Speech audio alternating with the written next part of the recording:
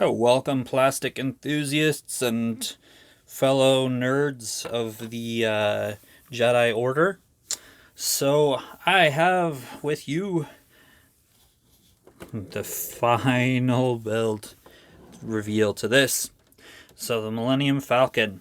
So, we're all done, finally. So, to go over just a little bit of what I did, I've got, instead of the decals, we're using paint, and then I used all the itty bitty decals, which the decals took me about a week to finish. Those were a beast, and you can see they're like sometimes 1 millimeter by 3 millimeters, itty bitty small parts to that for the decals. So that was fun. Everything else would get into Starship Filth wash that I use on a lot of the parts. I used a few other different weathering products to give a little bit of different tonality as you have into kind of like into here to put in a little more different stylized to that. Just did a few bits of rusty streaking to the sides and all sorts of just regular black oils to add to streaking. More of stippling effects and things with the oil for these kind of burn marks that's going on with there. And similar pieces that I saw in some reference photos to those there. The back portion was really fun. So I did fresh engine oil on a few pieces there to just make sure that looks its part. And then just all sorts of, I was working with MIG ammo shaders for some of the parts in here of Starship Filth and smoke and different things to give that soot effect in the back.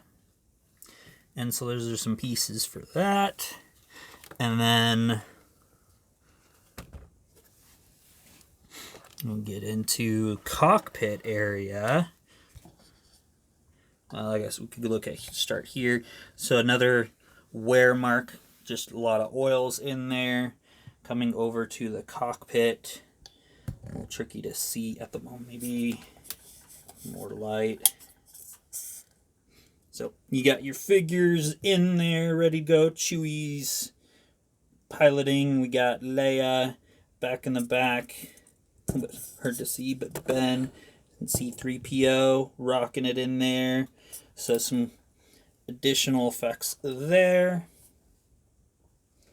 But all sorts of fun with this. But let's flip her over. Start getting into the bottom where you should be having a lot of your weathering. And this thing is heavy. Whoop. Okay. So with the bottom, I try to get into a lot more of just flung dirt. Used some pigments and all sorts of stuff. In the back, you can see all sorts of different grime and whatnot on those pieces, which I had a whole bunch of fun just looking at all the different pieces and tried to think of what tank it came off of, and some of it you can kind of see, and obvious Panther parts and automotive transmissions everywhere. So there's a back of a Panther, so you can see some of that. In these parts, I put in a little more rust on kind of like the piping, give it some flair. You can see just overall streaking effects going on. So you have that. Let's see if I can show you here. So awkward showing this on camera because it's so big. But there you go. There's your loading hatch. And you got that. And you can see, of course, some streaking effects to the sides of it. All that. It's pretty fun. All the greeblies on the sides. Getting in and doing all sorts of different washes and whatnot in there. Some various rust. Let's see if I can into some of the greeblies into the front. and onward. But let's get to the fun part. The electronics. So, cover actually fell off. It's the way the Bandai kit goes together, it's not held on super well, but it's fine as long as my client isn't, you know, flying around the home with it, then we're okay. So I got 2 switches into here, depending on what we're looking at. So we want to run master, flip that on, and then we're going to run on battery. But the special thing with this, that we adapted the Falcon 3D chip here, is we are running off of not just AC power, but it has batteries that we attach to it, which is a crazy amount of extra work going into there. So this Bluetooth unit and speaker setup, everything can be ran either just by AC or battery selector. So there's that. So now that's charged up. Got a cell phone here. And what we would do, sure I don't have like some using an old phone. Hopefully I don't have anything bad like Tinder on here or something. But anyway, so running lights connect. It connects into this. And then to give us the full effect, minimize some of our lighting. Okay. I am going to ignore that, even though I just installed this today. Okay, controller. And then control pad. Okay. And this is where it gets interesting. So if I want to just manually toggle things, I've got this control pad. And I'll have to remember what each actually does, because that I'm not sure. I've got it written down though. All right. So up, I've got landing lights, cockpit lights, everything all on.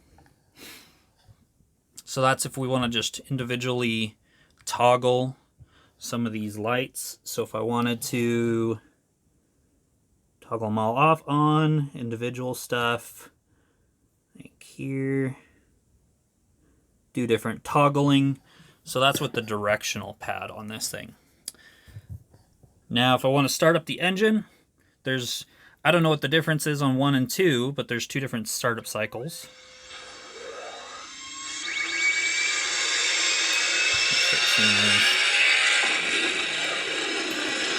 Engines start lighting up. And then 3, we get into hyperdrive.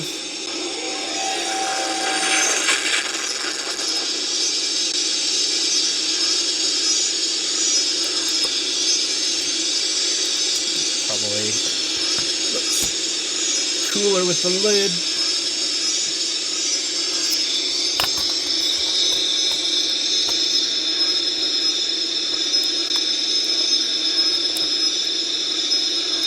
Lid's a little tricky.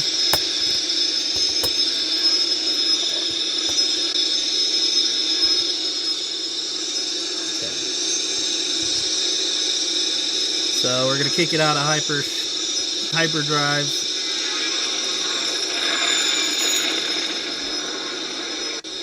And shut off the engines. So that's control with the numbers here. Okay.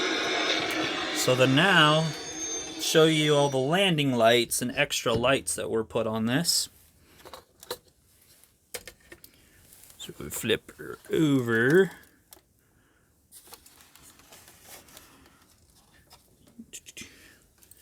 Let's see if I can set this down. Okay. So here you get into all of our landing lights that we've attached to it. I lost count, I don't know, like 30, something like that. So we got all the different landing lights created to it. And then you've got lights on the front as well. So crazy amount of lights you can go with there. And then the cockpit color and hatch, they can be changed, but I think, oh, cockpit's not on. Select that. Don't know. I think red makes more sense for all of them, so I put it as red. But yeah, so there's your red flashing for there. And then let's see, is that the right? Oh, there you go. Okay, so then red for the hatch. But you can change the color a bit. I kind of wish the Bluetooth unit would give me more of an option of like white, but you can only select colors of the colors. Yeah, so that's it. I'm going to post some links to here if you want me to do some kind of future project, show you a few more things in detail with this, but this has been a long project, so I'm gonna need to put this into the mail, get this going, say a whole lot of prayers to make sure that FedEx takes care of it. Otherwise you're gonna see a rant video coming up on there, but needless to say, it's gonna be insured for a lot of money. But that is my Millennium Falcon perfect grade completed from Bandai there, and crazy amount of upgrades. So if there's anything else you want me to do in future builds, or if there's anything you want me to go in more detail, then make sure that you put in the comments. If you like how everything went with this, make sure that you subscribe, and so you can get more updates on some of the other projects that I've got going, because I've got some really cool stuff in the works. But until next time.